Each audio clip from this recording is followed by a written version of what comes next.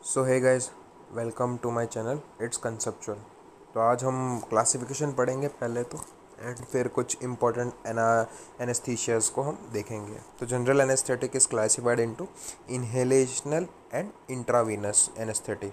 अब inhalation intravenous में दो है, that is faster and slower acting. Inhalation में भी दो है।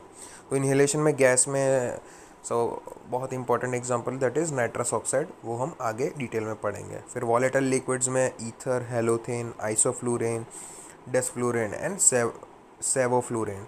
तो ईथर तो हमने स्टेजेस जो मैंने एनेस्थीसिया पढ़ाया था दैट वाज वन एग्जांपल। आप केडी त्रिपाठी में फिगर में नीचे देखेंगे कि वो ईथर का ही एग्जांपल था।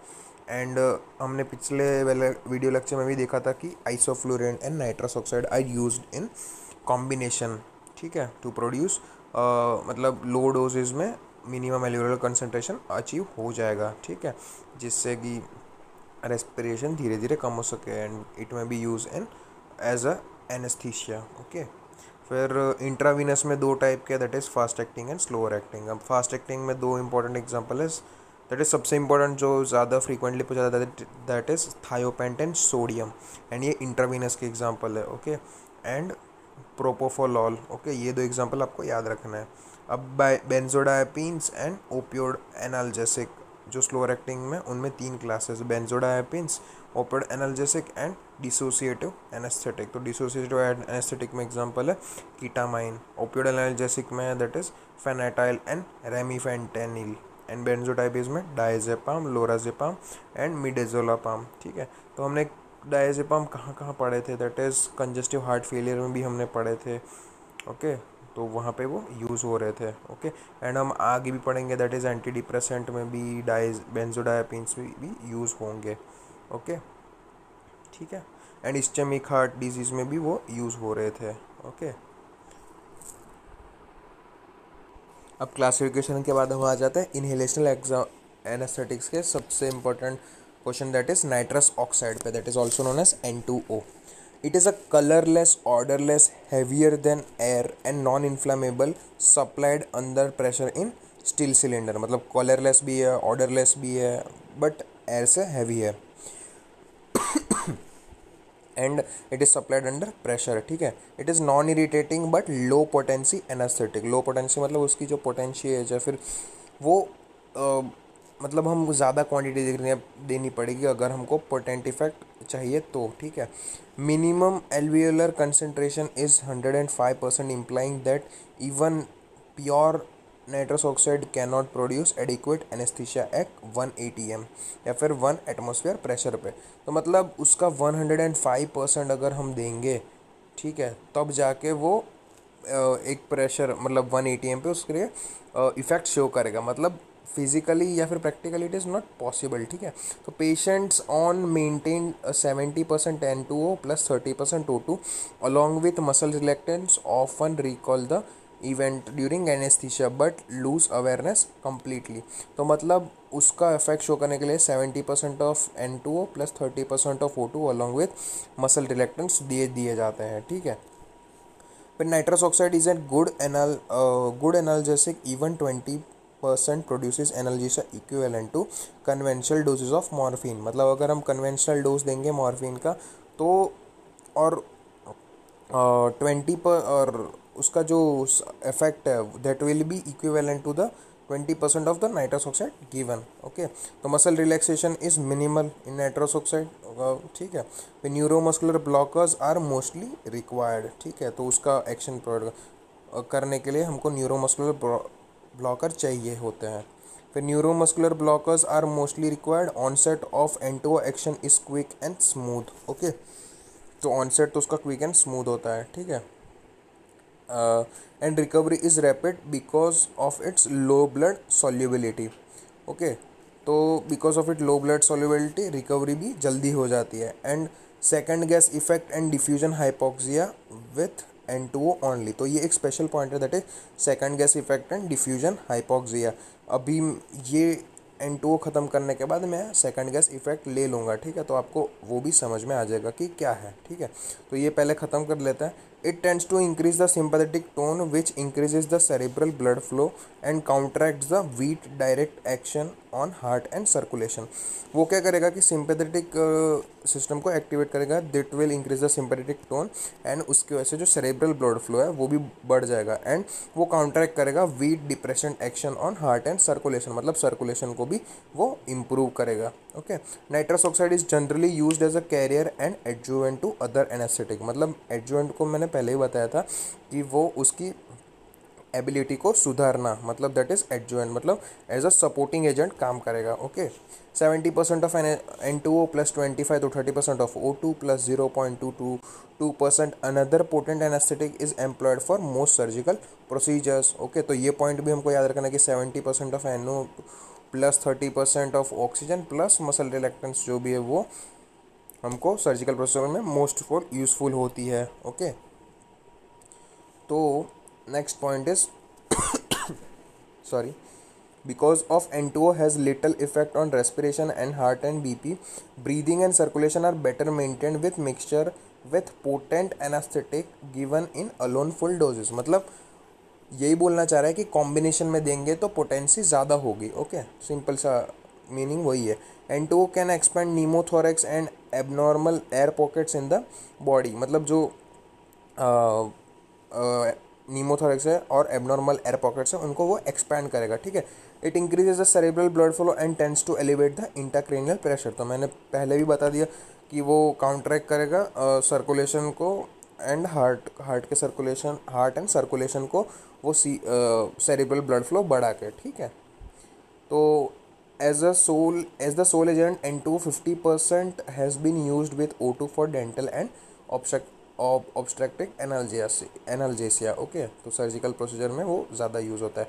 It is non toxic to liver, kidney and brain. Okay, however prolonged N2O anesthesia has the potential to depress bone marrow and cause peripheral neuropathy, मतलब ज़्यादा हम या फिर प्रोलॉन्ग यूज़ करेंगे तो it will depress the bone marrow and हमको peripheral neuropathy आना चालू हो जाएगी। Okay, it is quickly remove from the body by lungs, it is a cheap and commonly use. ठीक है, तो कौन कौन से पॉइंट याद रखना है, that is colourless, odourless, non inflammable है एंड वो कन्वेंशनल एंड कॉमनली यूज है एंड चीप है and 30% of O2 plus 0.222% of another potent anaesthetic या फिर मसल रिलैक्टेंट्स या फिर ड्रग से यदि यूज़ करेंगे तो उसकी पोटेंसी ज़्यादा हो जाएगी।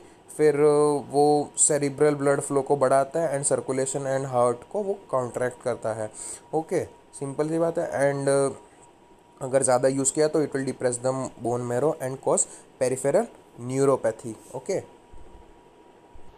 और पेरिफेरल न्यूरोपैथी का मतलब होता है damage in nerves of mainly hand and feet. ठीक है, तो बोन मैरो में भी जाएगा एंड फिर नर्व्स को भी थोड़ी सी डैमेज कर देगा। ओके, एंड अब हम आ जाते हैं that is second gas effect and diffusion hypoxia पे। ठीक है, तो डिफ्यूजन हाइपोक्सिया क्या है, तो डिफ्यूजन मतलब डिफ्यूज होना किसी भी गैस का एंड हाइपोक्सिया का मतलब होता है हाइपो मतलब कम एंड ऑक्सिया मतलब ऑक्सीजन का लेवल्स, मतलब ऑक्सीजन के पार्शियल प्रेशर में अगर हमारे लंग्स में, ठीक है, जो एल्वियोलर सैक है जहाँ पे गैसियस एक्सचेंज होती है, ठीक है, तो बेसिकली वहाँ पे प्रॉब्लम आएगी, तो उसकी वजह से पार्शियल हाइपोक्सिया की वजह से एक्सचेंज ऑफ गैसेस प्रॉपरली नहीं हो पाएगी, तो it will lead to the respiration abnormality.